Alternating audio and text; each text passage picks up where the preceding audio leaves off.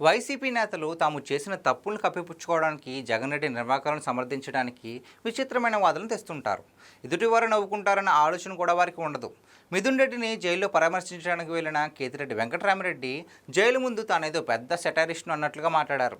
Social media స్టార్గా ఆయనకు ఉన్న పేరుకు ఏమాత్రం తగ్గకుండా తాను గొప్పగా చెప్పానని కవర్ చేసుకున్నారు. జగన్ రెడ్డి ఆగస్టు 15వ తేదీన జెండా వందనం చేస్తేనే దేశభక్త అని ఎదురు ప్రశ్నించాడు. స్వాతంత్ర దినోత్సవం రోజు జెండా వందనం చేయకపోతే ఖచ్చితంగా దేశభక్తి కాదు. ఆయన చేయలేని పరిస్థితుల్లో కూడా లేడు. రాజకీయాల్లో ఉన్నప్పుడు, రాజ్యాంగాన్ని సమున్నతంగా గౌరవిస్తున్నప్పుడు, భారత స్వాతంత్రాన్ని విశ్వసిస్తున్నప్పుడు ఖచ్చితంగా ప్రజలకు ఓ సానుకూల సందేశం పంపాలి. ఆ మేరకు స్వాతంత్ర దినోత్సవం, రిపబ్లిక్ డే వంటి వాటిని ఆచరించాలి. అంతేకాని తాను సీఎంగా లేను కాబట్టి జెండా ఎగరవేను అంటే అది గౌరవించడం కాదు, అవమానించడమే అవుతుంది. తాము చేసిన పనులను సమర్థించుకోవడానికి ఏం తప్పేంటి అని అడ్డగోలు వాదనలు వినిపిస్తూ ఉంటారు వైసీపీ నేతలు. బొత్స దగ్గర నుంచి కేతిరెడ్డి వెంకటరామిరెడ్డి వరకు అంతా ఇంతే. తాము గొప్పగా చెప్పామని అనుకుంటారు, కానీ ఆ సమాధానాల వల్ల వారు ప్రజల్లో మరింత చులకనవుతున్నారన్న సంగతిని మాత్రం వారు మర్చిపోతూ ఉంటారు.